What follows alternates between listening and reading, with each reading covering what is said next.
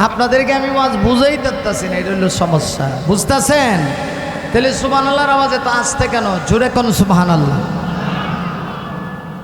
অন্তত 100 বার না করে যখন থামছে দেখে ওমর খারাপ, ওমর রে দেখা লোকটা দাঁড়ানো অবস্থায় নিচিদে ফেল করে ফোঁটা ফেলে প্রস্রাব করা শুরু করছে। নবী তো আশ্চর্য হয়ে গেলেন, কিরে আকাশে তো বৃষ্টিও নামে নাই, ঝর্ণার ফানিও নাই, লোকটা তার জিনিস দেখাবে না, কিন্তু এই ঘটনা কি? নিচিদে ভরে কি? নবীজি জিজ্ঞেস করে, তোমার নিচিদে কি ভরে?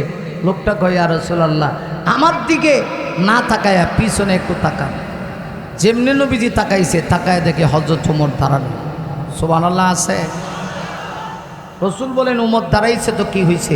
লোকটা কয়, হুজুর শুধু দাঁড়াইছে তা না, দেখেন ওমর চোখ দিয়ে আমার দিকে কেমনে চাইছে।